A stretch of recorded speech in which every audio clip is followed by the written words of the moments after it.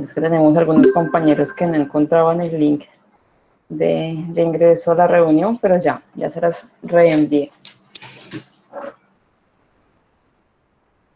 Bueno, y tenemos ya nuestra última clase teórica de este semestre, que recordemos que ya el próximo jueves va a realizarse un estudio de caso donde aplicarán lo visto en este corte 3. Y la próxima semana tiene que ver ya con los seminarios de aplicaciones de la microbiología a los que ustedes ya están a cargo y llevan, espero, un mes preparándolos. Este jueves, durante ese tiempo que ustedes van a estar realizando el estudio de caso, voy a darles a cada si tienen preguntas, poderlas solucionar. Pero muchachos, son 10 minuticos porque como son varios grupos, entonces les pido por favor que lleven preguntas muy puntuales que podamos desarrollar ahí. Cosas que realmente vean que no entendieron y que por otro lado no pudieron resolver, dado que pues, como les digo, fue un mes que estuvieron preparando, donde yo siempre a final de clase les decía que si habían dudas, las resolviéramos de una vez, así que por eso solamente van a tener 10 minuticos para eso. Igual al final les muestro el cronograma del día jueves para que sepan a qué hora le corresponde a cada grupo. Hoy veremos entonces la temática de microbiología del suelo, que se darán cuenta que integra ya varias temáticas que habíamos visto anteriormente. Pues es el principal medio en el que crecen las plantas, que son los organismos que inician estas cadenas tróficas y que gracias a ellos es que podemos tener la vida que conocemos aquí en el planeta Tierra. Entonces, por eso es tan importante el suelo como tal. Es el soporte físico donde esas plantas van a encontrar nutrientes inorgánicos que salen del proceso de degradación por parte de los microorganismos, agua, un entorno gaseoso donde pueden encontrar dióxido de carbono, agua, amoníaco, ácido sulfúrico, metano, que va a ser muy útil para que estas plantas puedan crecer. Esos nutrientes inorgánicos que hablábamos hace un momento, pues les decía que básicamente vienen de dos procesos. El primero, que ya hemos visto durante los ciclos biogeoquímicos, que es la mineralización de la materia orgánica, que recordemos que es el proceso de degradación de compuestos orgánicos a inorgánicos gracias a la acción de microorganismos. Y aquí intervienen todos los ciclos biogeoquímicos, en todos los vivos. Carbono, nitrógeno, azufre, fósforo, en todos están presentes. Y pues también el proceso de la meteorización, en el cual las rocas de la corteza terrestre van a tener un rompimiento, un fraccionamiento, en el cual pues va a quedar disponible gran parte de la materia inorgánica presente en el sistema. Permítame un segundo que hay otros estudiantes preguntando por el link. De pronto está molestando el que les subí al Classroom. Pues, profe, yo envié el link a a los muchachos para que puedan ingresar. Del link que me enviaste el correo. Sí, profe, yo estoy mirando en el Classroom y no aparecía el link. Y no lo envían ahí al grupo, no me voy. Ya apareció, porque por eso estaba escondidito, parecía de terceras como enlace clase 7 de mayo. Ahí estaba escondidito, pero ahí estaba. Ah, listo, profe. Gracias. Porque acuérdense que yo siempre... Ni siquiera es necesario ese link. En el Meet ya está programada las clases. A mí siempre me aparecen. Sí, muy bien, gracias. Sí. O ahí, o si no se puede meter en el calendario, que también aparece en Classroom, y también les da el enlace. O sea, lo pueden hacer por el enlace que yo les subo, como tú estás diciendo, en el Meet, que es la camarita que de una vez nos abre el grupo o esta reunión, o a través del calendario también hacen clic en la reunión que tienen para hoy y ahí tienen las 3 posibilidades para poder ingresar. Bueno, entonces estábamos hablando que esos nutrientes inorgánicos que están presentes en el suelo vienen de dos partes. Proceso de mineralización, en el cual intervienen los microorganismos degradando la materia orgánica, y el proceso de meteorización, que es cuando se fraccionan las rocas que están en la corteza terrestre, y ese proceso se da por etapas físico-químicas y biológicas, donde estas rocas han tenido acumulado esta materia orgánica durante miles de años y finalmente nuevamente llega a este horizonte A del suelo para ser nuevamente parte de las cadenas tróficas. Entonces, esos procesos de meteorización, como les contaba, pues es un fraccionamiento, una desintegración física de estas rocas y una descomposición química de todos los minerales que estén aquí acumuladitos. Las rocas pueden ser de gran tamaño, pero por la acción de diferentes procesos, como les contaba, físicos, químicos y biológicos, pero sobre todo climatológicos, estas rocas se van a fraccionar. Ejemplo, cuando hay un derrumbe, movimiento brusco de la Tierra, pues estas rocas van a quedar disponibles, estaban dentro de una montaña, van a quedar expuestas y seguramente fraccionadas.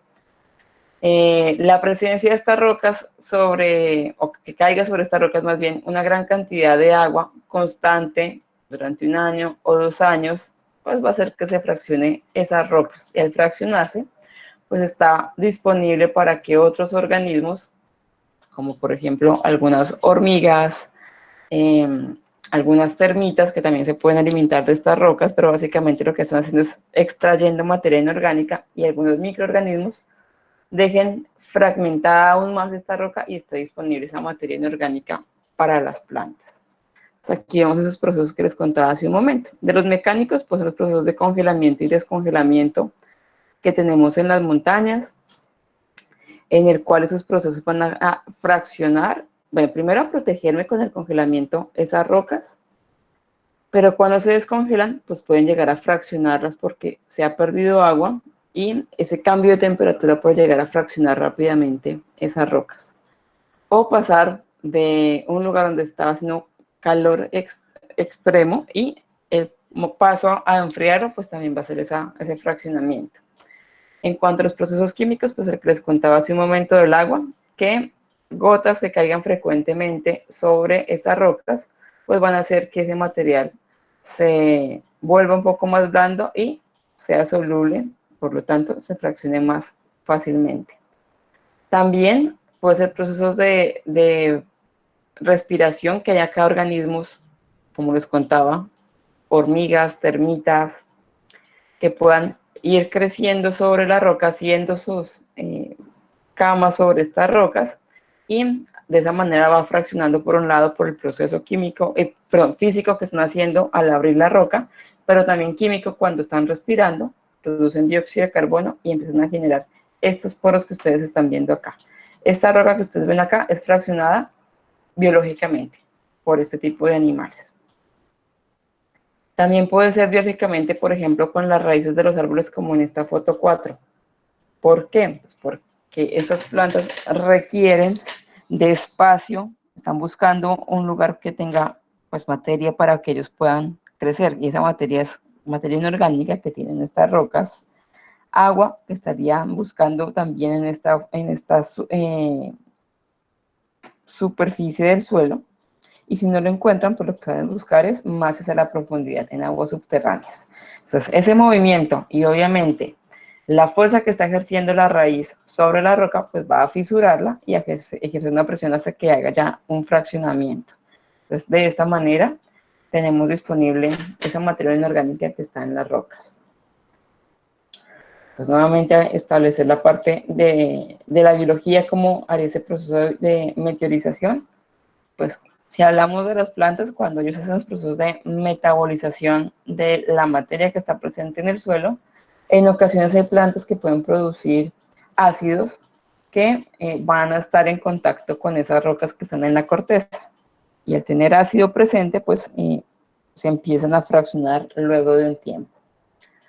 También, pues, que tenemos rocas que han sido transportadas de un sitio a otros por la gravedad. Ejemplo, lo que les contaba de los derrumbes que pueden haber en una montaña. Cuando llueve mucho, puede haber un deslizamiento de tierra y por gravedad, pues van a caer al fondo y ese movimiento hace que se fraccione. Se pueden transportar por el viento, por el agua o por ejemplo, cuando los glaciares se descongelan. Vamos a ver un video que nos explica rápidamente estos pasos que acabo de explicarles. Ave María, no funciona.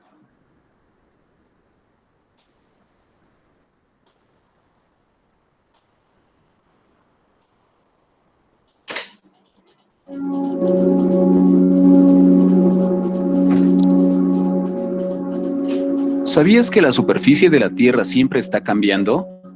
A lo largo de millones de años, las montañas se han convertido en terreno plano.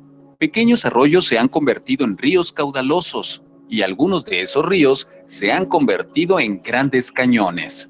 A este proceso se le llama meteorización y erosión. La meteorización puede ser causada por el viento y el agua que desgastan a las rocas y mueven el suelo, o por el efecto de gravedad, la cual jala a las rocas de las montañas. Las raíces de los árboles pueden separar el suelo, y el agua puede filtrarse por pequeñas grietas en las rocas, donde se congela, se expande y rompe las rocas en pedazos. Los glaciares en algún momento cubrieron la mayor parte de la Tierra, y su movimiento lento cortó algunos de los valles y cañones que conocemos hoy en día. La erosión ocurre cuando el suelo o las rocas se mueven de un lugar a otro. Si una roca rueda colina abajo y cae en un valle, o el agua mueve la tierra del río hacia el océano, eso es erosión. Incluso cuando recoges una piedra del suelo y la tiras en un estanque, estás causando erosión. El viento y el agua desgastaron estas piedras por un largo periodo. Las piezas rotas y trozos pequeños de tierra fueron arrastrados. Algunos de los lugares más hermosos en la Tierra fueron formados por la acción de la meteorización y la erosión.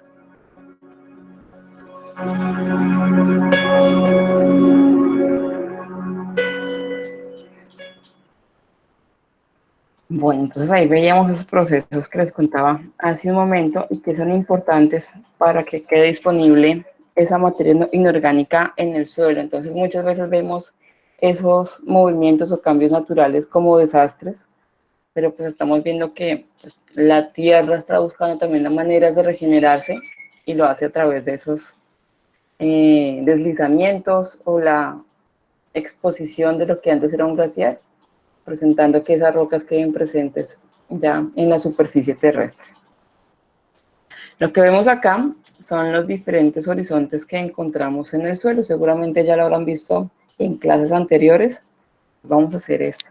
Un resumen rápidamente de lo que encontramos ahí.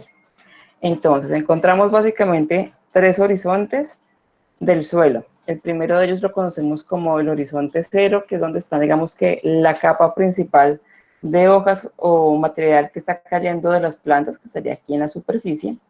Y después de esto, desde los 0 metros hasta los 50 centímetros de profundidad, encontraríamos lo que conocemos como el horizonte A.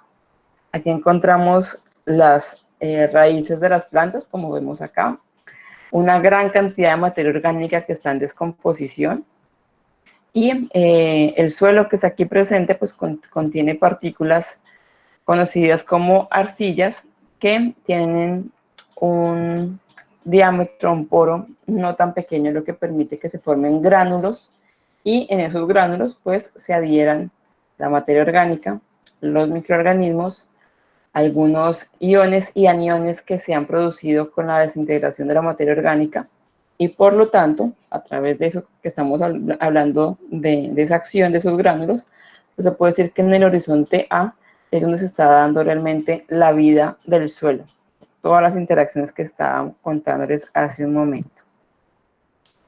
Después de ella, bueno, aquí encontramos, digamos que el suelo que conocemos más es ese suelo color casi negro, que es el que utilizamos, por ejemplo, en nuestros laboratorios presenciales para hacer ese análisis de microorganismos que estaban presentes en el suelo.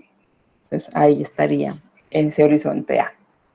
Horizonte B tiene un color un poco más claro y tiene una acumulación de óxidos de aluminio, pero sobre todo de carbonatos de calcio. Es decir, que gran parte de la materia inorgánica que se está produciendo en el horizonte A se puede ir acumulando en el horizonte B.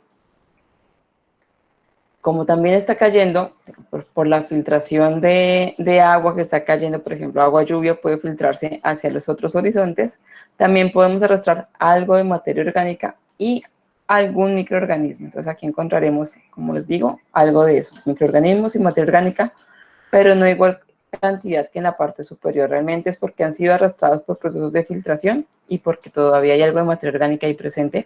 Por eso los microorganismos pueden estar ahí degradando algo de esta materia. Y bueno, ¿y en qué parte encontramos este horizonte B? Más o menos entre los 50 centímetros hasta el metro de profundidad. Luego de esto encontramos roca alterada, es decir, roca que se está empezando ese proceso de meteorización por el agua que se está produciendo acá, por los ácidos producto del metabolismo que estamos ejerciendo acá con las plantas, con los microorganismos, se están filtrando, cayendo a esta roca y por tanto esta roca empieza a fraccionarse para después pues, permitir que quede esa materia inorgánica disponible para estas plantas que están en la superficie. Finalmente encontraríamos la roca viva que va a acumular algo de esa materia inorgánica que se está generando aquí arriba. Veamos uno por uno. Horizonte A, como les decía, es esa tierra de color oscuro que conocemos más comúnmente. Vemos aquí las raíces de estas plantas y de este pastizal. Aquí encontramos una gran cantidad de partes de la planta, de hojas muertas, de material, ya de residuos vegetales que están cayendo como un tapetico aquí encima, que eso es materia orgánica disponible para que los microorganismos que estén aquí empiecen a degradar. También tenemos aquí otros organismos, como son los animales. En este caso encontramos insectos y artrópodos pequeños. Encontramos, por ejemplo, arañas, encontramos famosos marranitos, encontramos las mariquitas, encontramos todo tipo de organismos que lo que están haciendo es remover la tierra. Lombrices de tierra que también son típicas de esta zona, que también van a favorecer el movimiento de la tierra hacia el horizonte A sobre el horizonte B y me permite también el traslado de microorganismos. Organismos descomponedores, pues serían los microorganismos que están aquí presentes o que están en el interior de estos animales y nemátodos también que encontraríamos. Como se pueden dar cuenta, aquí encontramos una gran actividad biológica. Es donde está realmente ocurriendo ese proceso de degradación de la materia orgánica a inorgánica y es el resumen de donde aplicaríamos el proceso de mineralización de todos los ciclos biogeoquímicos. Aquí nuevamente vemos ese horizonte A, pero ya entendiendo qué ocurre en la superficie. Les contaba que en la parte superior, o conocemos como horizonte 0, tenemos una gran cantidad de desechos orgánicos que están cayendo sobre este suelo, sustrato ideal para los animales y microorganismos que estén aquí presentes. Está ingresando gases como el oxígeno, nitrógeno atmosférico y dióxido de carbono, disponible para microorganismos y plantas. Pues gracias a la lluvia está cayendo una gran cantidad de agua para que todos estos organismos puedan sobrevivir. Y luego de ese proceso de degradación también van a salir gases, proceso de todo ese metabolismo, que también va a ser dióxido de carbono, amoníaco, gas metano, ácido sulfúrico y también tendríamos aquí salida de dióxido de carbono. Entonces vemos una interacción completa con todos los diferentes ecosistemas que pueden estar aquí presentes y también con la atmósfera y esta rizósfera. Aquí es para que entendamos cuántos microorganismos podemos tener en un solo gramo de suelo. Si ustedes se acuerdan, nosotros en nuestro laboratorio presencial tomamos 10 gramos de suelo para determinar en unas diluciones cuánto teníamos presente de microorganismos. Si ustedes recuerdan muy bien, hicimos 3 diluciones ahí y en ocasiones con algunos grupos vimos que en cuanto a bacterias, el crecimiento era masivo. Llegamos a la dilución 10 a la menos 3 y no podíamos contar la cantidad de microorganismos que habían crecido porque eran bastantes. Les contaba que en ocasiones uno requiere hacer otras diluciones para saber exactamente cuántos microorganismos hay. Y es porque en un solo gramo encontramos una gran cantidad de microorganismos. Entonces, digamos que es un promedio de lo que podemos encontrar ahí. Aproximadamente encontramos 2.500 millones de bacterias, medio millón de hongos. Recordemos que también ahí analizamos hongos y levaduras, también crecieron bastantes. 50.000 algas y unos 30.000 protozoos. Si hubiéramos tenido la oportunidad de continuar nuestros procesos presenciales del laboratorio, pues seguramente con todo esto que vamos a analizar luego con la columna de Winogrodsky, y vamos a identificar estos microorganismos ahí presentes en el suelo. Algunos de ustedes están viendo sus columnas de Winogrodsky que están saliendo algas que, pues, ¿de dónde están apareciendo? Pues, estaban presentes en ese suelo que ustedes tomaron, y como les estamos dando el sustrato justo para que ellas puedan crecer, es por eso que desde la semana antepasada empiezan a aparecer. ¿Qué es? Agua, materia inorgánica, básicamente dióxido de carbono, que les están dando otros microorganismos presentes en la columna, y los rayos solares. Por eso están creciendo esas algas ahí en este momento. En el horizonte B, que recordemos que es la capa siguiente a este suelo que conocemos de color oscuro, aquí se está acumulando gran parte de la materia inorgánica que se está generando en el horizonte A. ¿Qué tipo de partículas encontramos en el horizonte B? Encontramos arena, arcilla y limo. Acá arriba encontrábamos arena y arcilla. En el horizonte B, pues, como les contaba, va a haber algo de material orgánico, pero básicamente va a ser muy poco, porque este es el resultado de la filtración que está ocurriendo del horizonte A al horizonte B por la lluvia, pero no va a ser la misma cantidad de lo que encontraríamos en el horizonte A. De tal manera, pues, habrá microorganismos, pero no en la misma cantidad.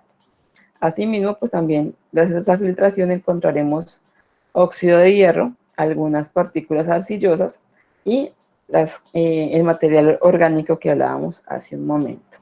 Aquí vemos en esta foto claramente las tres zonas que estamos hablando.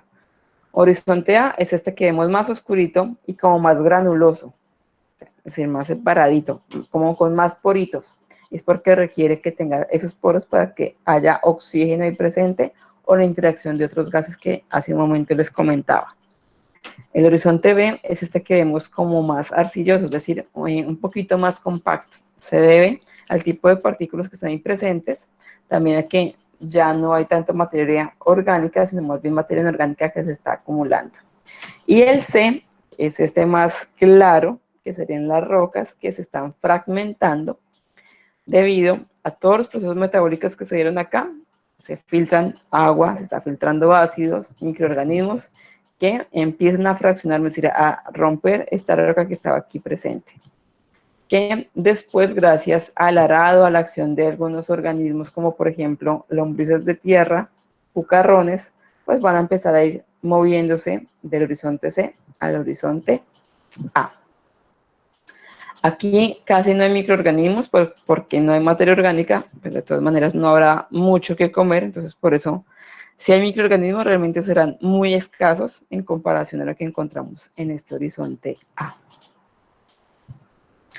Entonces, a partir de aquí vamos a ver algunos factores que van a afectar el movimiento de los microorganismos en el suelo. Pues ya vimos la importancia de ellos, basados en dos procesos importantes: la mineralización y la meteorización. Entonces, para que ocurra esto, pues tenemos que tener en cuenta algunos factores que pueden ayudarnos a que el proceso continúe o que se detenga en algún momento. Al detenerse, lo que conocemos como tierra erosionada, que ha perdido sus minerales, y también los microorganismos que están ahí presentes.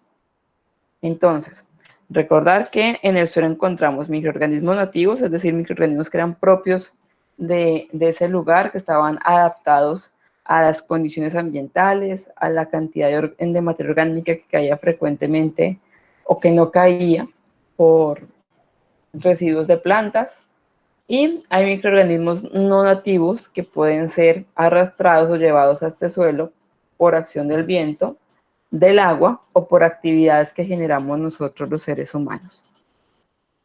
Ejemplos de esas actividades que generamos nosotros y que pueden ser benéficas para el para el suelo, pueden ser estas tres.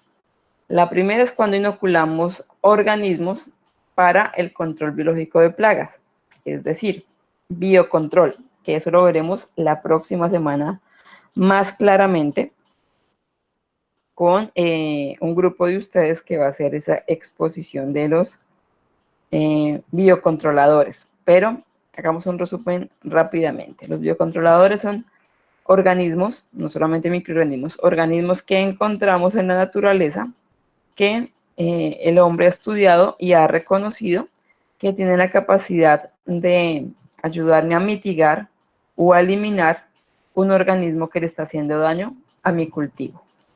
De esta manera, pues no requiero aplicar agentes químicos que me produzcan daño al ecosistema, que me pueda afectar mi cultivo o algunas otras especies que me estén ayudando a mantener el equilibrio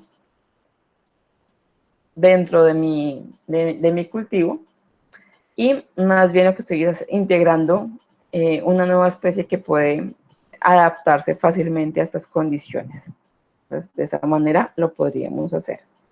Cuando inoculamos también microorganismos para procesos de bioremediación, entonces también tenemos 2 grupos la próxima semana que nos van a ampliar un poco más esta aplicación de actividades de bioremediación de los microorganismos.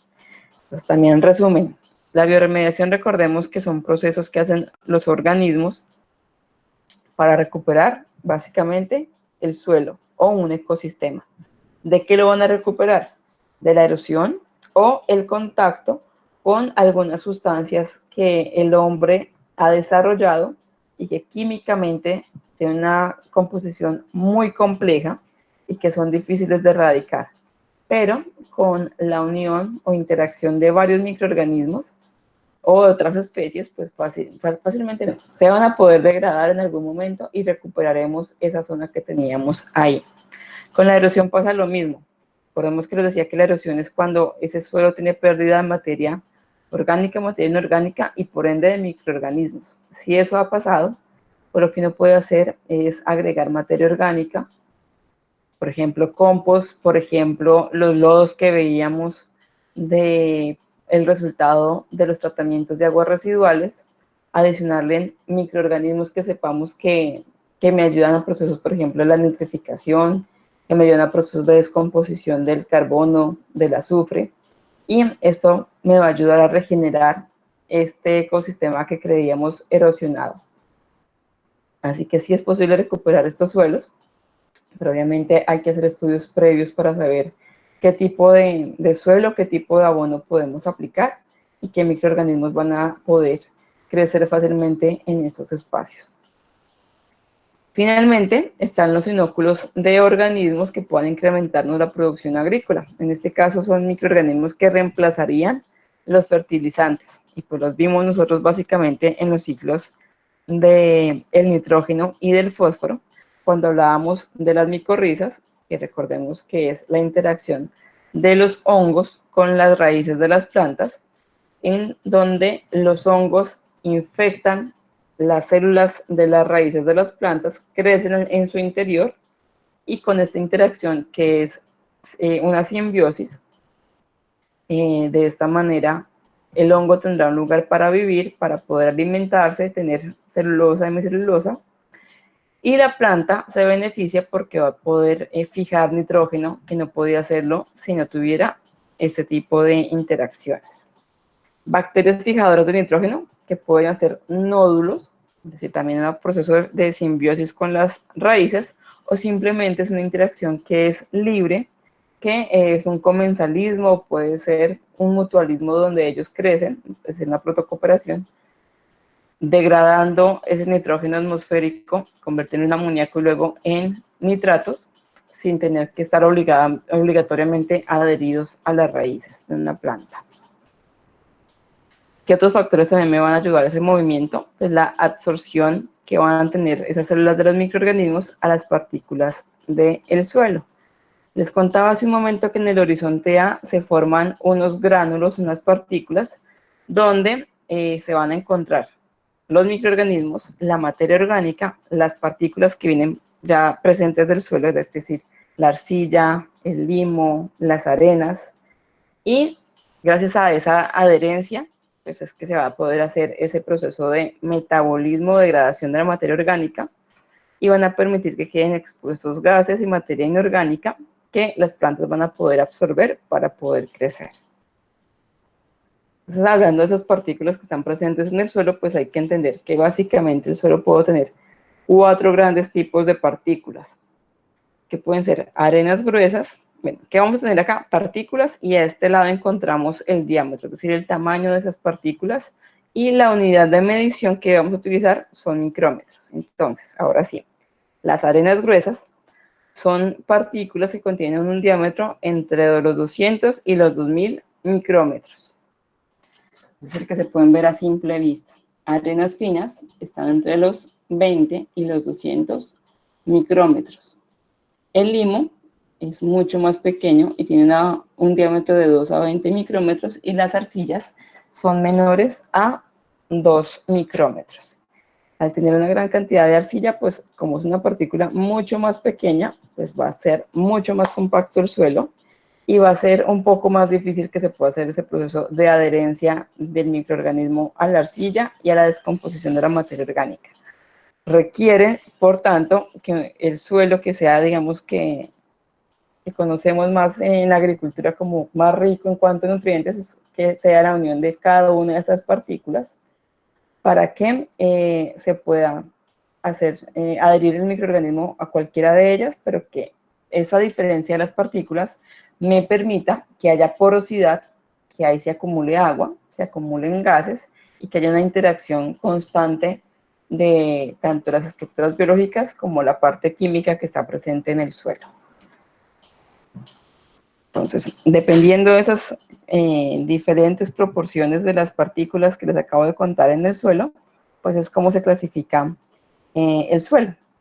Entonces, si un suelo se conoce como arenoso arcilloso, es porque tiene entre el 35% o un poco más de arcillas y está mezclado con un 45% de arenas. Limo arcilloso es 40% arcilla y 40% o un poco más de limo. Y digamos que el que es más, o es el que utilizamos de forma ideal para la agricultura, es el que conocemos como margoso o franco, porque tiene igual proporción de arena, limo y arcilla, lo que les acaba de comentar.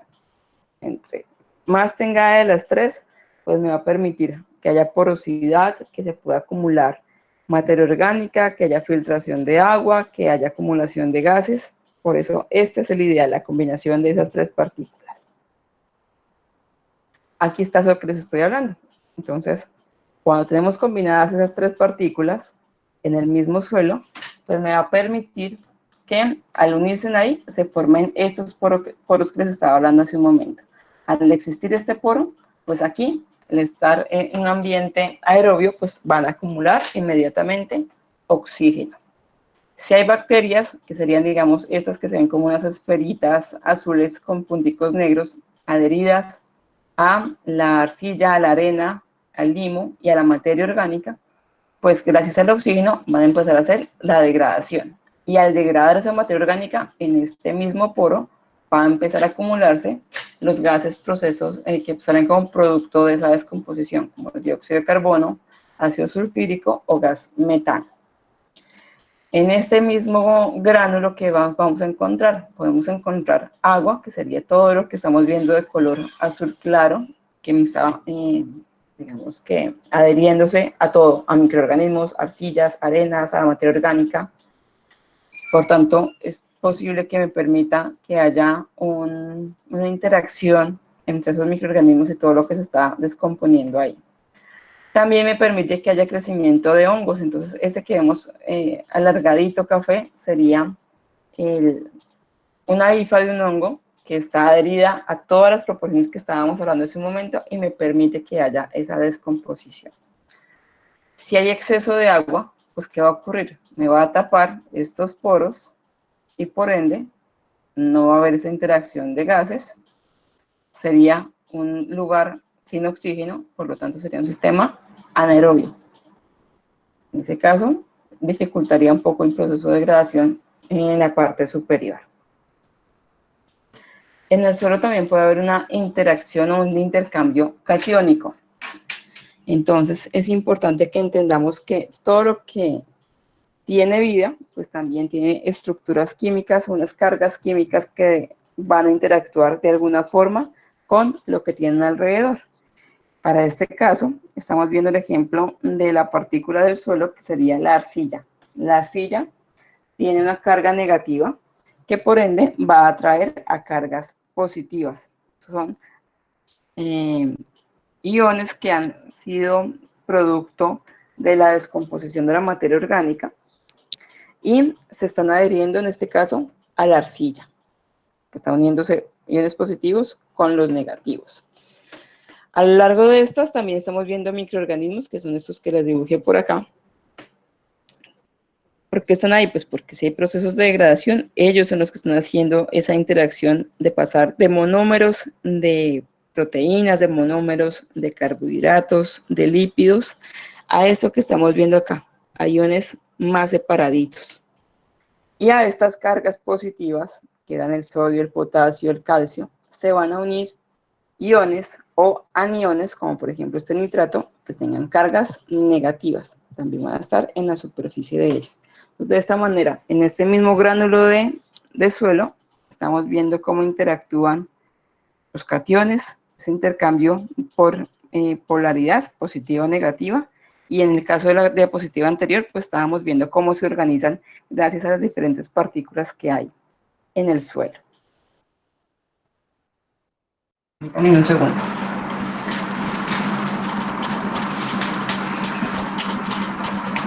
Bueno. Contaba hace un momento, ese intercambio catiónico pues me va a permitir que haya intercambio entre los cationes que pueden ser reemplazados debido a que pueden unirse a estos iones. Por ejemplo, pueden formarse sales como la interacción que haya entre el sodio y el cloro, están formando la sal, el cloruro de sodio. Por ejemplo, aquí tenemos el nitrato que se puede estar adheriendo a la arcilla o ya puede ser tomado por las plantas para, en este caso, hacer ya el proceso de fotosíntesis. Interacción entre estos iones de hidrógeno con estos hidróxidos y generando agua. Entonces, es algo que constantemente se está renovando por la interacción que hay entre los microorganismos y entre estas mismas partículas. Entonces, esos serán liberados por soluciones en el suelo, que es lo que estábamos hablando hace un momento. ¿Qué otro factor me va a afectar ese movimiento en los suelos? El pH. El pH no es homogéneo en todo el suelo. Si hiciéramos un análisis, por ejemplo, en un parque, que es lo que tenemos más cerca en Bogotá, o si estamos en una finca, si hiciéramos un análisis del pH de ese suelo, nos daríamos cuenta que, aunque esté en el mismo sitio, va a variar. ¿Por qué? Porque hay una interacción de microorganismos diferentes que están ocurriendo en ese instante. La materia inorgánica depende muchísimo de qué tipo de procesos estaba descomponiendo, de qué tipo de microorganismo estaba haciendo ese proceso de degradación, y pues eso va a hacer que el pH varíe. ¿Cómo también pueden hacer esos procesos de cambio? Pues, por ejemplo, cuando tenemos polímeros de gran tamaño, por ejemplo, los polisacáridos, los oligosacáridos, que no pueden entrar tan fácilmente al interior de las bacterias para poderse degradar. Las bacterias, ¿qué es lo que hacen? Producen una enzima extracelular donde cae la materia orgánica, que eso sería en este momento simbolizando un polímero de gran tamaño, y al estar acá, pues lo que va a hacer es empezar a fraccionar este polímero, de tal manera que empiezan a permitir que queden algunos monómeros libres, por ejemplo, glucosa o fructosa, que ellos van a poder así ingresar a sus células y degradarlas desde el interior. Los polímeros entonces también nos van a servir para que las células tengan protección. ¿Para qué?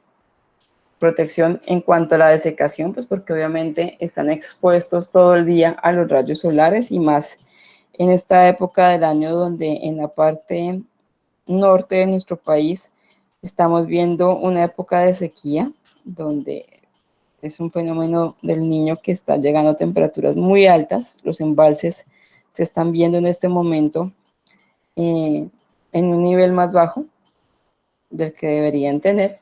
Entonces, esos polímeros que se estaban generando ahí, pues nos ayudan a evitar que haya desecación.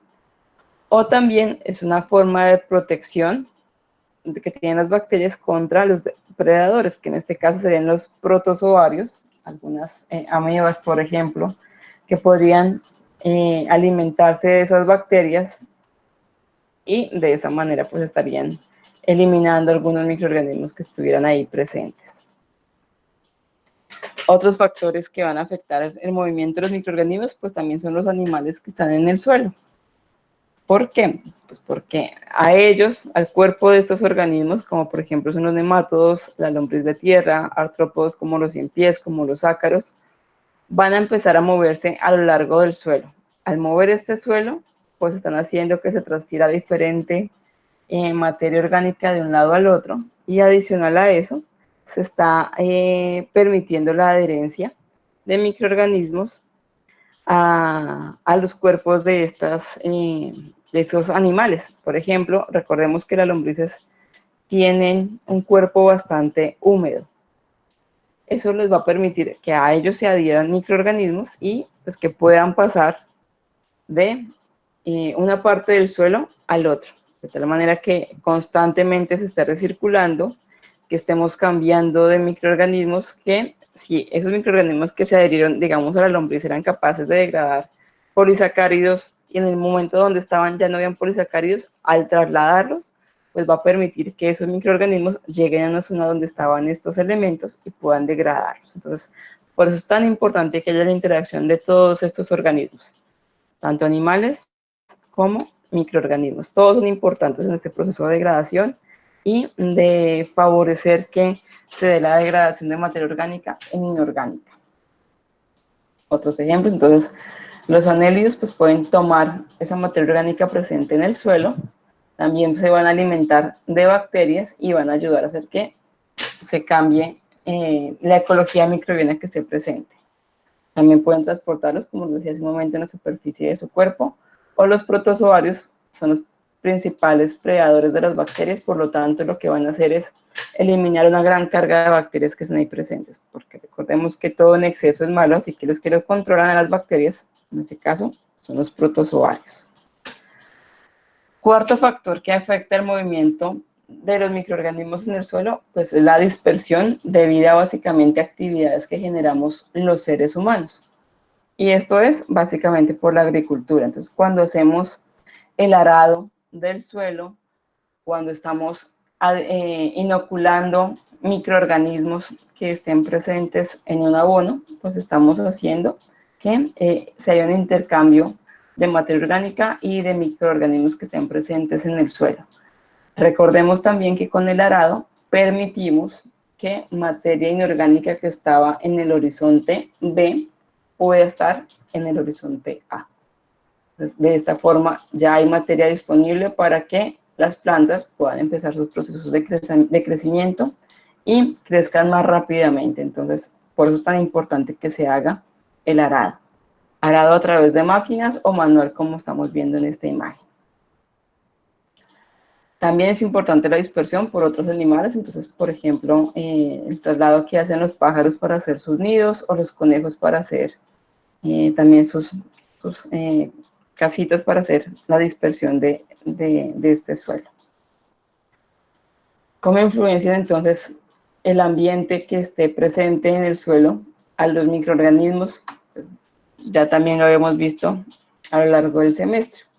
Entonces, también pueden afectarme, pues porque las condiciones ambientales pueden ayudarme a que los microorganismos se reproduzcan mucho más rápido, porque tienen las condiciones de temperatura, de agua, pH, de oxígeno necesarias para que ellos puedan crecer.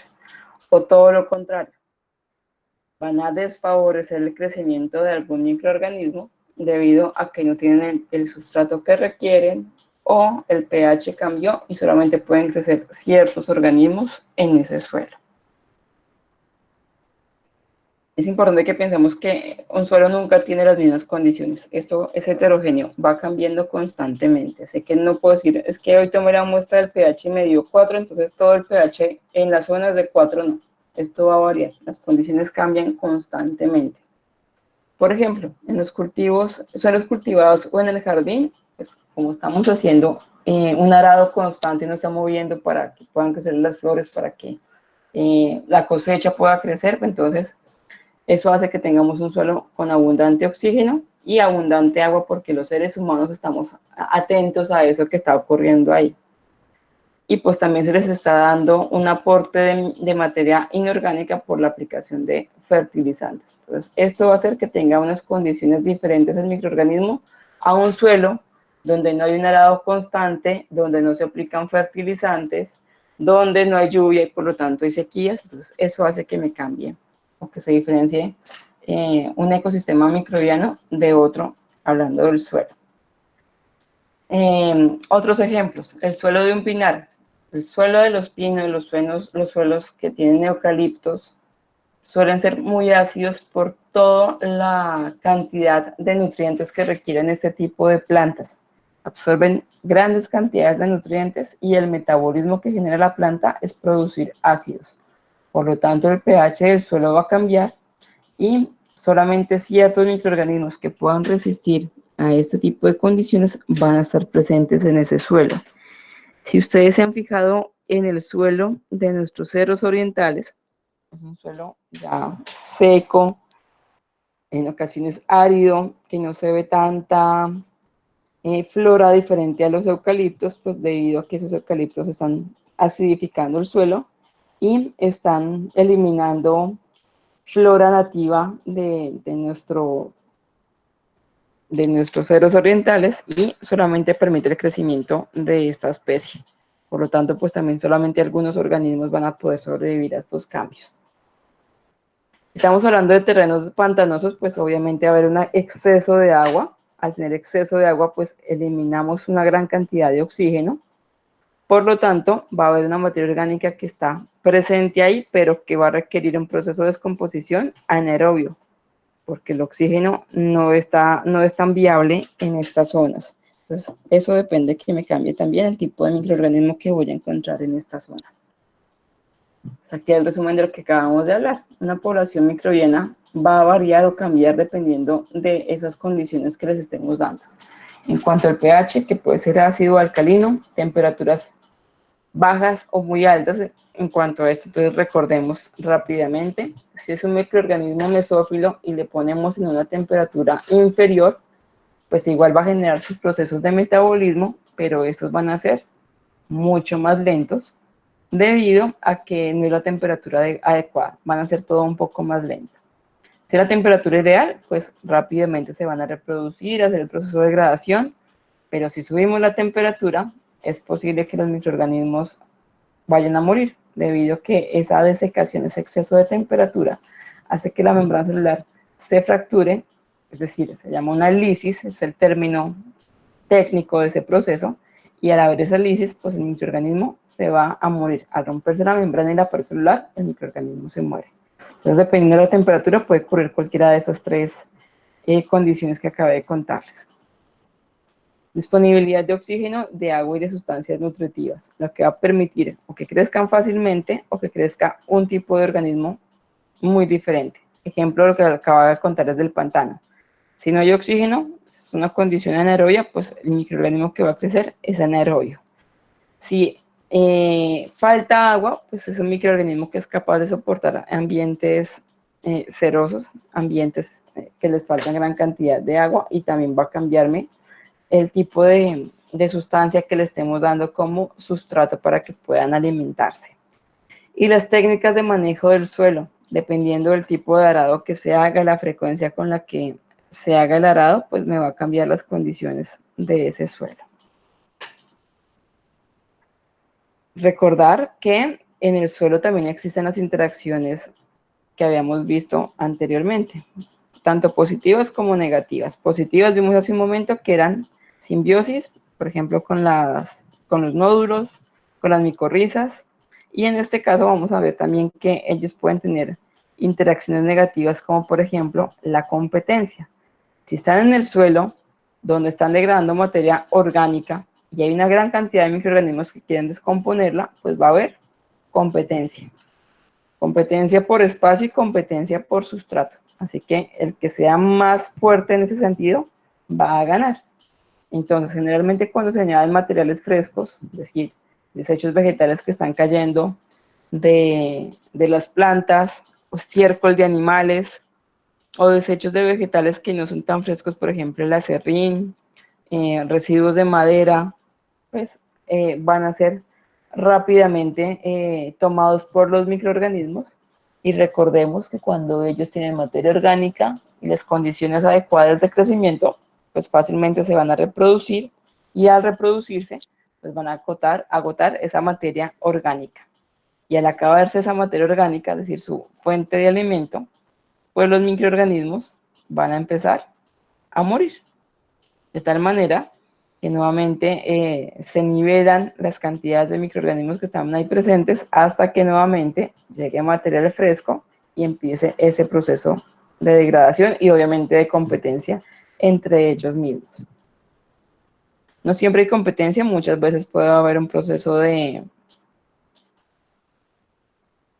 donde hay una interacción positiva entre ellos.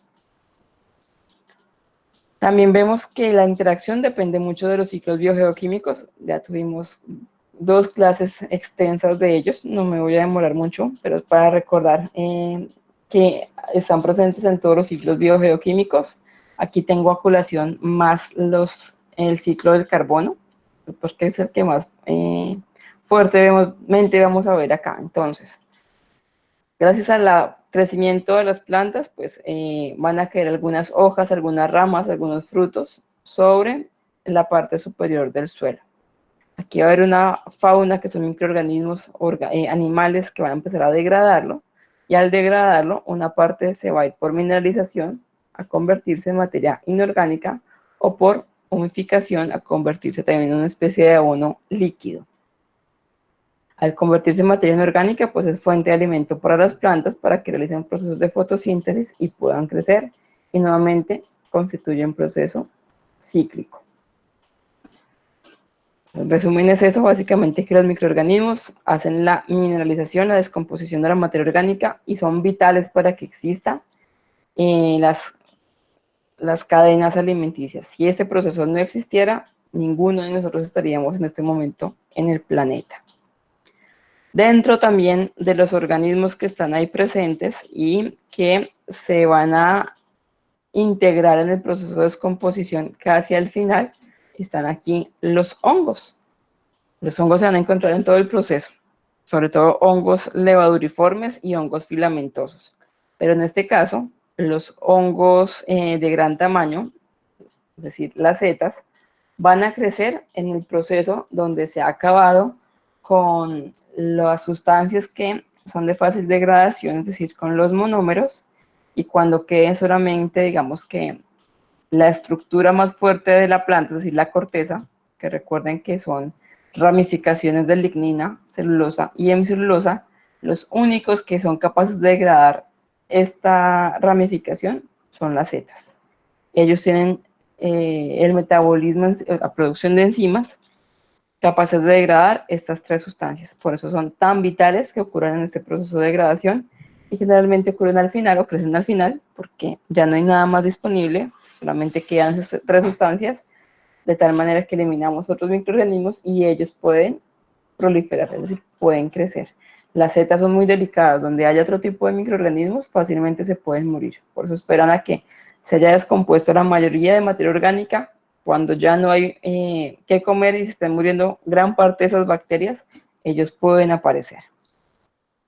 También requieren una gran cantidad de agua, entonces generalmente vemos los hongos en esta época, sino entre abril y mayo, y los vemos entre octubre y diciembre porque tenemos una época de lluvias en la ciudad. Por tanto, humedecemos un poco más el suelo, y de esta forma pues permitimos que se proliferen las setas y se haga la descomposición total de la materia orgánica que esté presente en el suelo. Acá tenemos un resumen de cómo es ese proceso de mineralización de la materia orgánica y cómo interactúan los microorganismos, o sea por competencia o ya sea por procesos de comensalismo. Recuerden que el comensalismo es el beneficio de uno sin afectar ni beneficiar al otro. Entonces, vamos a ver la descomposición, en este caso solamente de unas hojas. Digamos que el proceso va a ocurrir de izquierda a derecha en el tiempo, y estas fases que vamos a ver acá pueden darse una detrás de otra de manera simultánea o en ocasiones pueden darse al tiempo.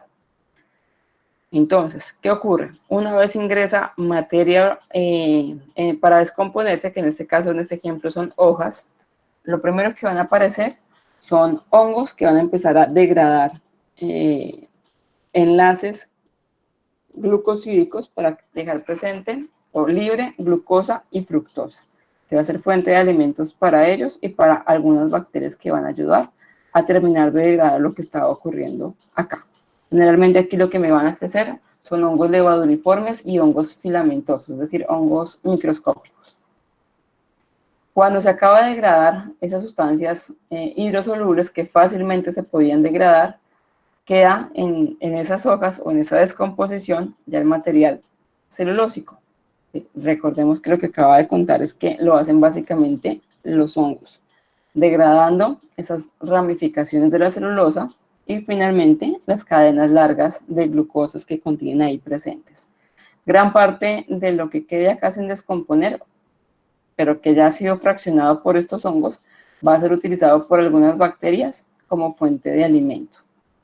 Y como ya se acabó con lo más simple que contenían estas hojas, pues me queda el material lignocelulósico que van a degradar también los hongos. Recordemos que la lignina, les contaba, que era un compuesto que era muy complejo, que tenía grupos aromáticos, tenía fenoles, cadenas largas de carbonos, así que el único que es capaz de degradar todo eso son los hongos. Pero, por ejemplo, cuando quedan las cadenas largas de carbonos libres, los que se van a encargar de terminar la descomposición son las bacterias.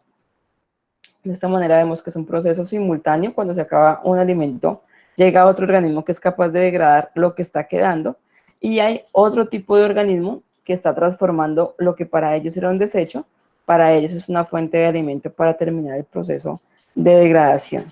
De tal manera que lo que era materia orgánica finalmente se convierte en materia inorgánica, pero es un trabajo conjunto. Si no tuviéramos este proceso de comensalismo que les acabo de comentar, no existiría la degradación total de la materia orgánica. Debe existir todo este grupo de organismos. En el suelo, pues también hablábamos hace un momento que también hay otros procesos de interacción con los microorganismos. En la parte A y la C es el crecimiento de nódulos en las raíces. Recordemos que estos nódulos son procesos simbióticos donde en el nódulo la planta lo que hace es proteger a la bacteria del oxígeno, generando una enzima que se llama catalasa.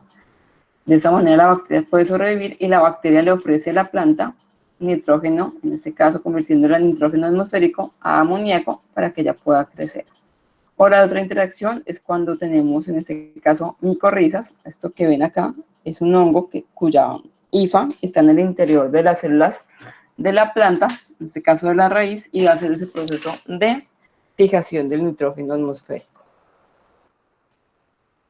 La capa vegetal del suelo no sería la misma sin la existencia de los microorganismos, porque van a hacer ese intercambio de materia orgánica a materia inorgánica, y al hacer ese proceso de intercambio, pues van a producir dióxido de carbono, que es vital para que las hojas puedan hacer fotosíntesis.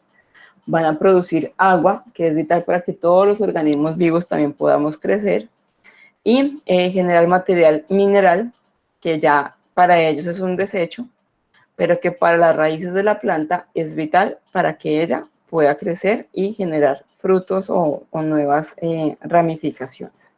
Entonces, todo esto es debido a la existencia de los microorganismos.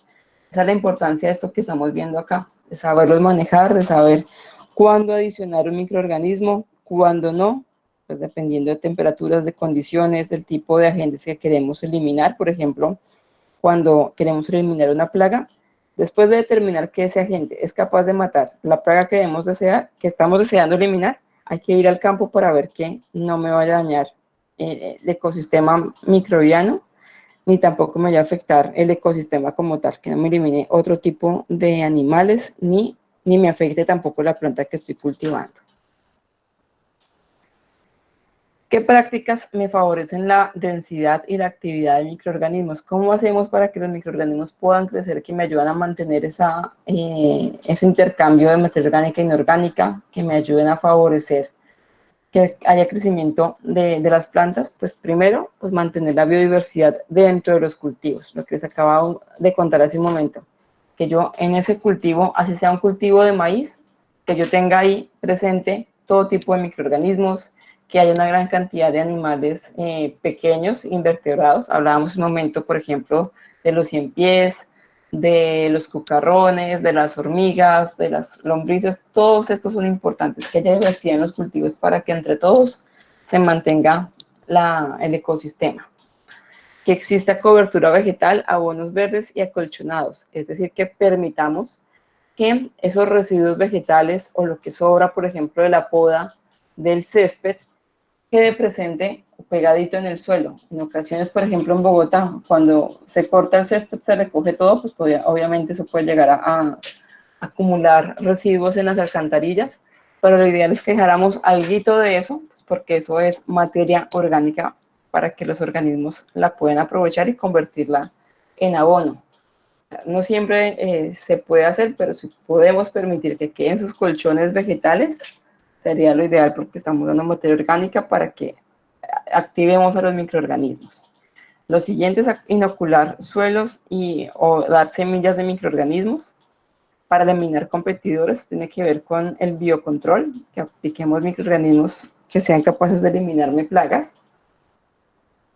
Lo siguiente es que adicionemos o incorporemos al suelo abonos que sepamos que tienen carga orgánica, materia inorgánica y otros organismos que me permitan hacer ese intercambio de aniones, ese intercambio de microorganismos, de materia orgánica. ¿Y de dónde los podemos obtener? Pues del compost, de las fracciones tanto líquidas como sólidas que salen de los biodigestores, de las excretas de animales, de los residuos de las cosechas o los residuos de otro tipo de vegetales. Y finalmente también que hagamos un control natural tanto a las plagas como también al control cultural. Cuando hablo de control cultural estoy hablando de la manera de cómo estamos cultivando en nuestro país, en cada municipio cómo estamos cultivando. Entonces aquí les traigo un ejemplo. No solo en Colombia, en muchos países lo que tenemos en nuestras zonas de producción son monocultivos. Monocultivos significa que solamente tenemos un tipo de plantas creciendo en grandes hectáreas de tierra. Vean esto que están acá. En grandes hectáreas está creciendo un solo cultivo. Al ocurrir esto, pues estas plantas tienen unos requisitos específicos de alimentos. Se alimentan de nitrógeno en ciertas concentraciones y en ciertas composiciones, es decir, pueden alimentarse solamente de amoníaco, pero no de nitrato. Pueden consumir fosfatos, pero en menor concentración que otro tipo de plantas. Requieren una altísima cantidad de carbonos, entonces, dependiendo del cultivo, pues van a tenerme unas condiciones específicas de nutrientes. Me van a cambiar el pH del suelo. Si aquí siempre existe un solo tipo de cultivos, pues eso va a hacer que eso que ellos requieren ahí se vaya a extinguir en cierto momento. Si yo no hago un frecuente movimiento de estos suelos, si no hago una adición de abonos, pues generalmente se va a erosionar esta tierra. Que por ejemplo lo que está ocurriendo en la sabana de Bogotá, en estos municipios, sabemos que son municipios, al ser sabana, el suelo es muy rico. Puede crecer casi todo tipo de productos, pero nos hemos enfocado solamente en algunos. Entonces, solamente papa, solamente mora, solamente fresa, lechuga, solamente flores, y de eso no paramos. O sea, si yo me puse a cultivar papa, solo voy a cultivar papa, y esta finca solamente para el cultivo de papa. Estamos generando esos errores pues, porque estamos consumiendo solo ciertas sustancias y aquello que esa planta no requiere está quedando ahí acumulado, y al quedarse acumulado pues pierde agua, pierde la capacidad de ser utilizada por otro tipo de sustancias. Si viene una plaga y todo lo que tengo acá es del mismo tipo de cultivo, pues resulta que todo esto va a verse afectado. Entonces, ese control de cultivos que les estaba comentando es que hagamos, por ejemplo, esto, rotación de cultivos, que no hagamos acá un monocultivo, sino que hagamos, ojalá fuera posible, rotación de cultivos. En este caso, lo que estamos haciendo es cultivar, por ejemplo, lechuga, por ejemplo, mora, por ejemplo, papa, en la misma finca, pero no ocupando todas las hectáreas, sino una parte muy pequeña crece una planta, luego la otra.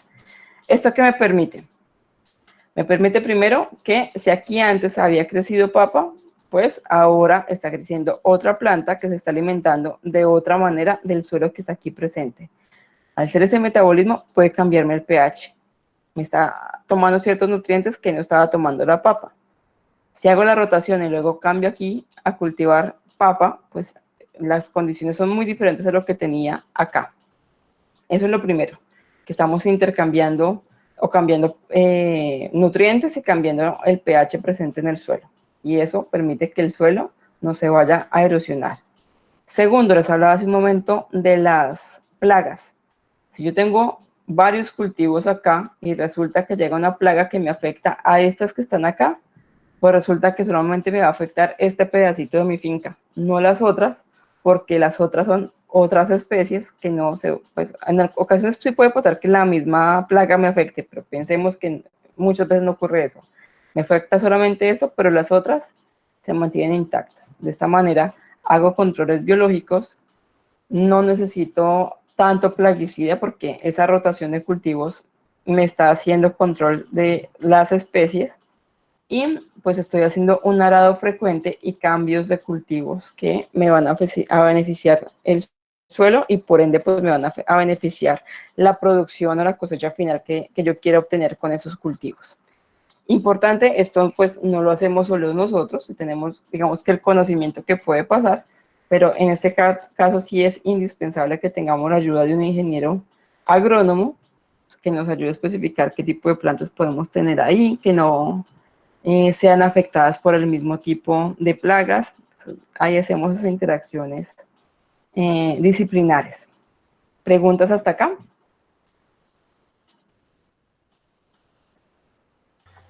Por ahora no, profe. Gracias.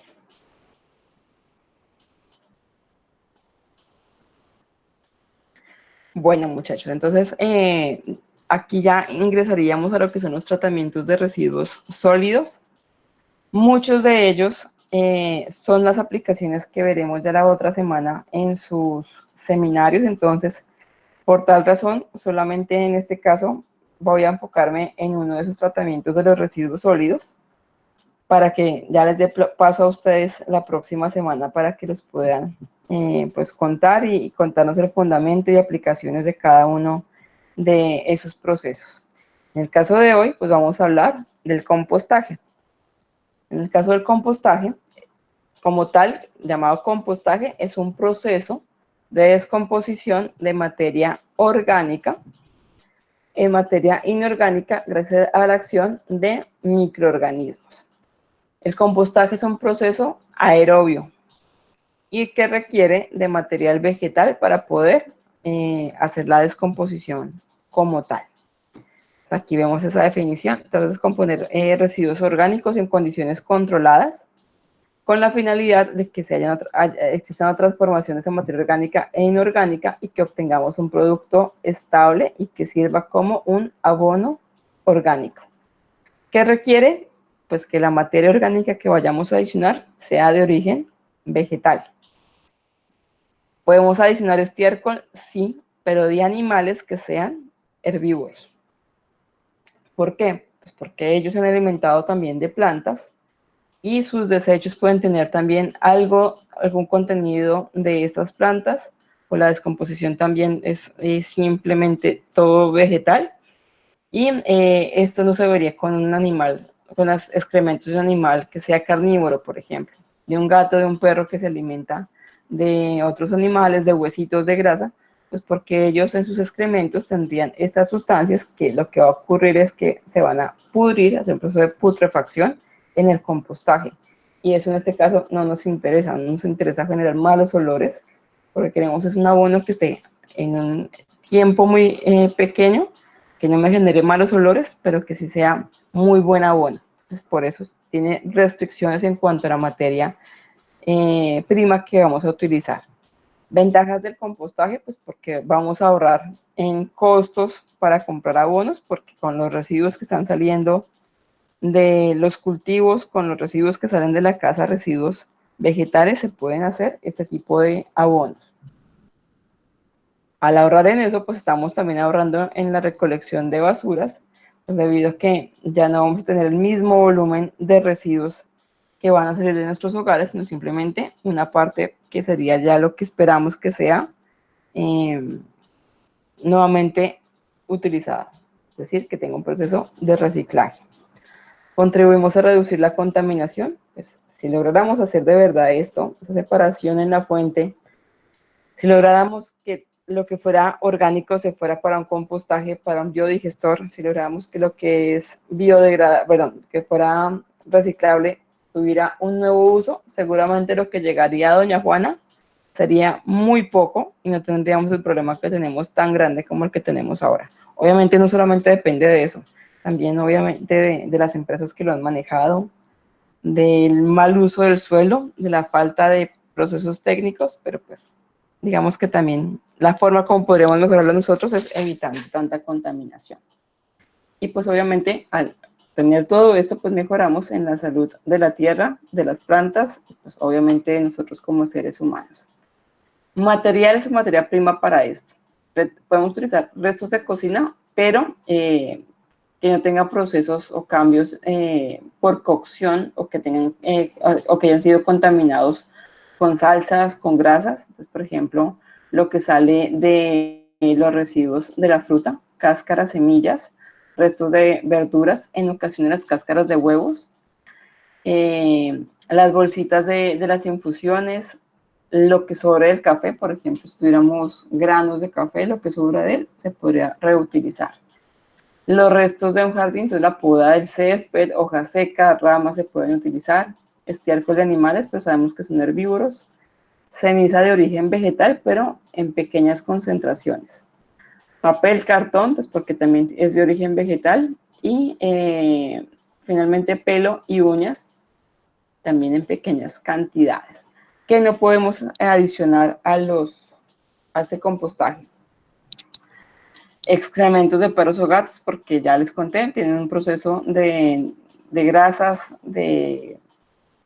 también de carne, de proteína, que se va a pudrir en un proceso aerobio, y adicional a eso tienen patógenos que pues me van a afectar el compostaje.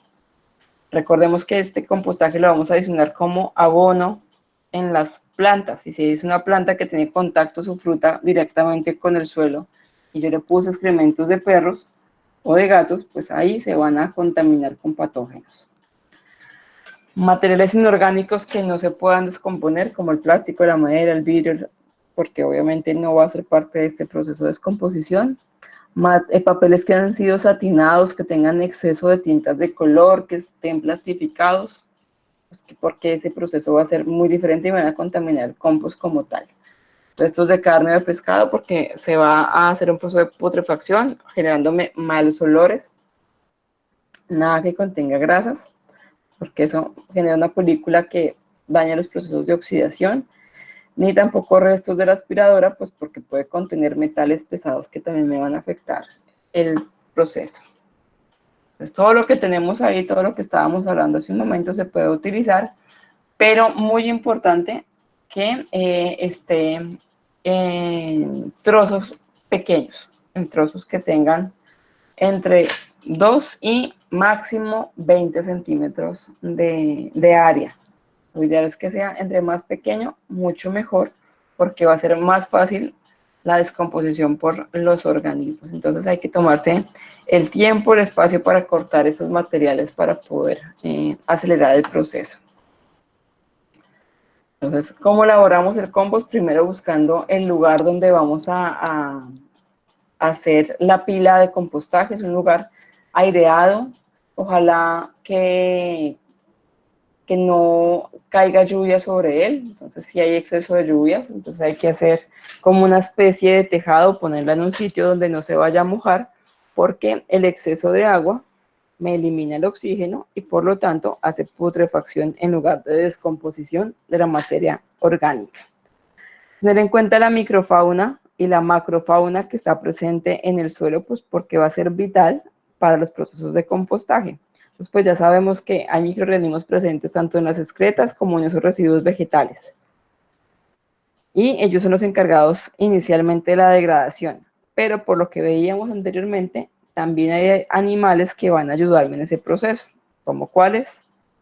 Como los escarabajos, nemátodos, ácaros, cucarachas, hormigas, ciempiés, caracoles, todos son vitales para el proceso de descomposición y convertirlo en compostaje. ¿Qué debo tener? Un control diario, por lo menos semanal, de mi pila de compostaje. Básicamente son estos 5 puntos. La relación del carbono y nitrógeno, el pH, la humedad, la cantidad de aire y la temperatura. Controlando esto, sé en qué momento está mi compost, sé si está siendo viable, si está haciendo el proceso como tal o si requiero hacer alguna actividad para mejorar lo que está ocurriendo ahí. Entonces, en cuanto a la relación de carbono y nitrógeno, lo ideal es que esté en un proceso entre 20 partículas de carbono por 1 de nitrógeno. Esa es la relación ideal.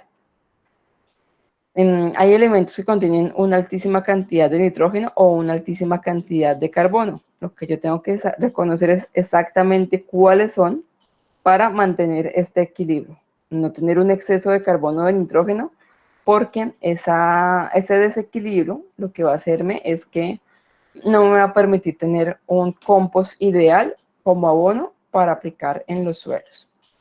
En cuanto al pH, pues el pH va a ser muy variado. Inicialmente va a ser un pH ácido por los procesos de descomposición de la materia orgánica, pero lo ideal es que al final tengamos un pH entre neutro y algo alcalino. ¿Para qué? Para que pueda ser fácilmente fuente de carbono y nitrógeno para las plantas.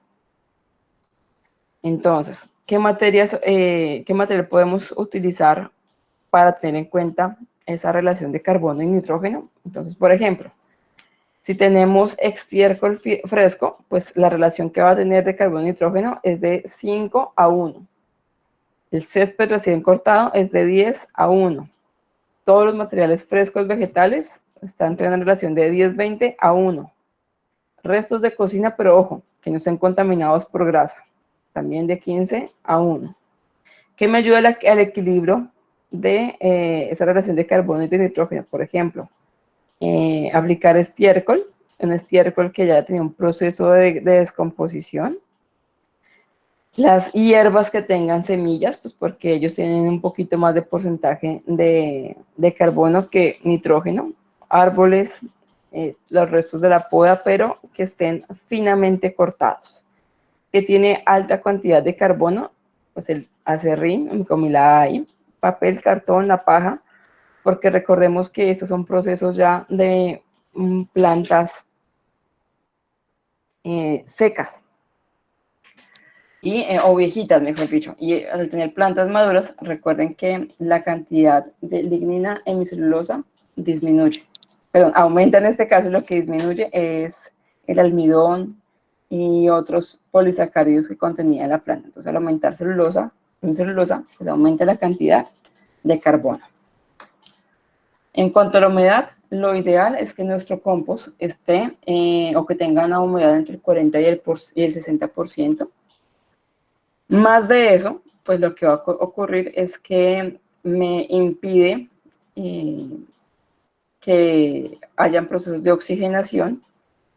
Al no tener oxígeno, se pudren la materia orgánica y daña por completo el proceso como tal. La falta de humedad que tenga menos del 40%, pues lo que va a hacer es que me va a ralentizar el proceso de descomposición. Es súper importante que haya agua para que haya ese intercambio de materia orgánica e inorgánica y pues que existan los microorganismos ahí presentes. Entonces, importante mantener este porcentaje del 40 al 60%. En un momento, con una gráfica les explico un poquito más cómo podemos evidenciar este porcentaje si no tenemos un equipo que me ayuda a determinar el porcentaje de humedad que contiene el compost. La aireación es importante porque recuerde que es un proceso aerobio. Por lo tanto, siempre debe estar la presencia de este elemento dentro de ese compost. ¿Cómo logro que haya aire oxígeno en este compost? Pues haciendo movimientos donde intercambio lo que se encuentra en el fondo de la pila de compost con lo que se encuentra en la parte superior. Al hacer movimientos, pues oxigeno esa pila de compostaje. En cuanto a la temperatura, pues vamos a ver diferentes etapas que si yo sé controlarlas, las estoy midiendo, voy a conocer si está funcionando mi compost y dos, en qué fase está. Aquí está distribuido por 4 semanas, pero dependiendo del lugar donde lo vayamos a montar, de esas condiciones atmosféricas, pues puede variar de 4 semanas a más o menos 3, 4 meses. En condiciones como por ejemplo Bogotá en estos días que está haciendo tanto frío, pues si estamos formando un compost, pues la disminución de la temperatura va a ralentizar el proceso de compostaje. Pero digamos que en teoría, en condiciones ideales, va a pasar esto que les voy a contar. Entonces, inicialmente pues tenemos la temperatura ambiente con la que empieza la pila, entonces pensemos que es Bogotá, unos 15 grados centígrados. Empieza el proceso de adaptación de los microorganismos a esa materia orgánica que le estamos dando de origen vegetal. Los microorganismos recuerden que vienen por los excrementos y pues vienen también parte de esos residuos vegetales. Empiezan la degradación de todo lo que sea fácil de descomponer, materiales glucosídicos. Recuerden la diapositiva que hablábamos hace un momento de las interacciones que hay entre ellos para la degradación. Empiezan a degradar esos compuestos, a degradar luego celulosa y ese proceso de degradación de metabolismo empieza a generar calor. Empezamos a generar aumento de la temperatura cuando llegue acá, como estamos consumiendo sustratos, pues estamos reproduciendo los microorganismos, aumentando la cantidad de microorganismos, lo que hace que se descomponga más rápidamente esa materia orgánica y al haber también más descomposición, más microorganismos, pues va a subir la temperatura. Esa temperatura, iniciamos con una temperatura mesófila, terminamos finalmente con una temperatura termófila, más o menos entre unos 65 y unos 80 grados centígrados puede llegar este compost. Generalmente he visto 65, 67 grados, es lo máximo que yo he visto que llega un compost. Al llegar a esa temperatura, recuerden que aquí les decía que tenía microorganismos mesófilos. Si llega a esa temperatura, ¿qué va a pasar con ellos?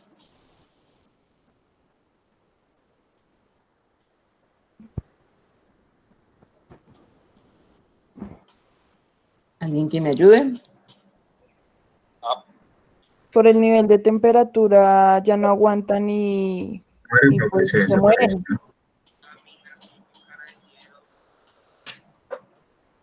Ahí van a morir microorganismos.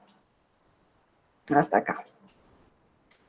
Todo lo que estaba aquí presente de carga microbiana, organismos mesófilos que estaban haciendo la degradación, cuando llegó a esa temperatura, los eliminamos. Ahí murieron. Entonces, de esta manera estamos eliminando patógenos, que recuerden que la mayoría de microorganismos patógenos son mesófilos. También algunos indicadores que estaban por acá también han muerto por la temperatura en la que llegaron. De esta manera eliminó gran parte de la materia, de los microorganismos que estaban ahí presentes. Al ya no haber microorganismos que hagan la degradación, porque gran parte ya se está descomponiendo ahí, o ya se descompuso, pues va a empezar a disminuir la temperatura. Profe, qué pena para hacer una intervención. Claro que sí. Yo tengo entendido que la primera parte, cuando empieza a subir la curva, participan unas bacterias que son las mesofílicas, algo así. Mesófilas. Esa etapa se llama mesofílica. Ya cuando llega al punto más alto, esa etapa se llama termofílica y después como la curva baja, se llama mesofílica y ya cuando se mantiene se llama madurez. Sí, señora, es la gráfica que sigue a continuación. Tienes toda la razón. Bueno, pues, Listo, entonces sí, como estábamos escuchando, entonces sí, se están dando cuenta, aquí lo que estamos cambiando son las condiciones de temperatura de los microorganismos y por ende van a crecer dependiendo de esas condiciones. Entonces aquí era una época, una temperatura mesófila. Recuerden que mesófilo es entre 4 y 45 grados centígrados. Más de eso es una temperatura termófila, por lo tanto, solamente los microorganismos que sean capaces de sobrevivir a esa temperatura van a permanecer acá. Pero gran parte de ellos se eliminan gracias a esa temperatura. Y al disminuir la temperatura, se conoce como una etapa mesofílica, porque van a llegar a temperatura ambiente. ¿Aquí qué va a aparecer? Aquí, digamos que va a mantenerse el abono, que ya tienen gran proporción de materia inorgánica, pero me queda todavía celulosa y lignina ahí presente. ¿Quién aparece en esta etapa? En esa etapa aparecen organismos que sobrevivieron estos cambios de temperatura y que estaban esperando, uno, que disminuyera la temperatura, aumentara la humedad y eliminara gran parte de esta carga microbiana. ¿Y que son? Los hongos o las setas que hablábamos hace un momento. Les contaba hace un momento que esas setas son muy delicadas debido a que la presencia de algunos microorganismos, sobre todo bacterianos, van a hacer que ellas se mueran. Por lo tanto, esperan este momento para poder aparecer. En este momento, entonces, aparecen, empiezan la reproducción como tal, y esa reproducción hace que eliminemos lignina y hemicelulosa que esté aquí presente. Se mantiene en algo la temperatura un poquito alta por el mismo metabolismo que están haciendo estos hongos. Después de eso entramos ya a una etapa de maduración donde se terminan de degradar la materia orgánica, hacemos ya procesos de homogenización en algo del pH. Recuerden que el pH no es homogéneo en todo, sino que se mantiene estable. Aquí encontramos esas etapas que hablábamos hace un momento. Entonces, recordémosla. Mesofílica es hasta acá, hasta más o menos los 45, 40 grados centígrados, donde los microorganismos se han adaptado a las condiciones que les estamos dando y se empieza a reproducir y a alimentarse de lo que tenemos ahí presentes. Empezamos el proceso de degradación como tal, aumenta más la temperatura y al aumentar desde acá, conocemos como una etapa termófila, porque aumentó la temperatura y recordemos que solamente permitimos aquí el crecimiento de microorganismos termófilos, que pueden ser bacterias y actinomicetos. Pero cuando llegue a este punto máximo, ahí estos van a morir. Empezamos a disminuir la temperatura, es una etapa de enfriamiento o también etapa mesofílica 2, y aparecen nuevamente esos hongos que hablábamos hace un momento que van a degradar lo que quede de materia orgánica. Termina de enfriarse hasta la temperatura promedio ambiente y en esta etapa final pues están ocurriendo también procesos de la curva de crecimiento de los microorganismos. Hasta acá era en esa curva que hablábamos, creo que fue como la tercera clase teórica, les contaba que tenían la etapa de adaptación y fase exponencial donde estaban creciendo, y por acá están estos microorganismos que ya sobrevivieron a estos cambios de temperatura, entran a la fase estacionaria, donde recuerden que la fase estacionaria es que vemos microorganismos que se mantienen, la cantidad de microorganismos se mantiene estable, pero es porque están muriendo y reproduciéndose la misma cantidad de organismos. Y eso se puede dar por una fase de canibalismo. Como ya no hay de qué alimentarse, pues se alimentan de otras células que estén ahí presentes. También otra forma de lo que ocurre en ese proceso de fase estacionaria es que se generan antibióticos. Esos antibióticos lo que van a hacer es terminarme de eliminar organismos que sean patógenos y que no me sirvan para esto que estoy generando. En esta etapa final, nuevamente se incorporan los animales que hay presentes en el suelo. Entonces, los veíamos en ese momento. Pues, en los ácaros, ciempiés, hormigas, lombrices, aquí nuevamente van a tener relación con este compost. Me hacen ya una adición de otro tipo de ácidos. Por ejemplo, con las lombrices lo que hacen es un proceso ya de humidificación, cambiarme el pH del suelo y finalmente tengo ya un abono orgánico, rico en materia inorgánica presente para que estén ahí las plantas. Esta curva puntiaguda de acá me muestra el cambio de pH. Iniciamos con un pH ácido, disminuye un poco por la misma degradación de la materia orgánica, y una vez está terminando la degradación de materia orgánica, cuando intercambiamos ya de ácido a otras sustancias, como por ejemplo el dióxido de carbono, pues el pH va a aumentar un poco, más o menos hasta que finalmente tenga un pH entre 7.5 y 8.3. Es un pH entre neutro y alcalino. Es el pH ideal que tenemos aquí de este compostaje. ¿Dónde podemos hacer este compostaje? Pues dependiendo de la cantidad de materia orgánica que salga de la empresa, del conjunto, de la finca, pues pensamos en qué vamos a hacerlo. Podemos tener en botes pequeños, envases pequeños, o podemos hacer pilas de compostaje. Ideal si son pilas, pues obviamente al ser un proceso aerobio no puedo hacerlo tan alto, pues porque requiero que haya oxígeno en todo el proceso. Lo ideal es que las pilas tengan máximo 1,20 m de altura, porque recuerden que la idea es que yo haga volteos con ayuda de una pala, y entre más alto, pues es mucho más difícil poder llegar a la parte inferior de este compost, y por lo tanto lo ideal es que tenga máximo esa medida. Reglas para hacer un buen compost. Entonces, la base de un compost pues debe estar en contacto con la tierra, pues porque de esa manera pues voy a tener disponible los animales que hablábamos hace momentos del suelo, o microorganismos que estén ahí también presentes. Colocar una capa de material grueso, es decir, en este caso de las ramas, de astillas de madera, que tengan máximo un área de 20 o de largo de 20 centímetros, porque eso me permite que al unirse con las otras superficies haya espacios para la contención del oxígeno. Alterar las capas de material tierno con material verde y también material seco. Entonces lo ideal es que, por ejemplo, iniciemos con la adición de material verde, es decir, de residuos del césped recién cortado, de esas ramitas de las hojas. Después le colocamos material seco, como por ejemplo puede ser el aserrín, las cáscaras de arroz. Adicionar después el estiércol. Colocar también cal para que me ayude a regular el pH, la adición del agua. Importante que no apretemos completamente los materiales, porque recuerden que es un proceso aerobio y si yo lo compacto, pues no va a circular el oxígeno en esta capa. Cubrir la pila, pues ya puede ser con un plástico negro, o si tenemos una teja que nos ayude a cubrirlo, para que de esta manera evitemos uno que se seque muy rápido, o que cuando haya lluvias se inunde la pila y me forme un proceso de putrefacción. Aquí lo que tenemos, por ejemplo, es cómo mantener la concentración de humedad. Entonces les decía que iba a ser con esta gráfica. Entonces lo ideal es que la humedad esté entre el 40 y el 60%. Más de eso me forma putrefacción en el fondo, y menos de eso me ralentiza el proceso. Entonces lo ideal es que yo lo pueda hacer con un equipo, pero si no lo tengo, lo que hacemos, digamos que conocemos como la técnica del guante. ¿Y qué es eso?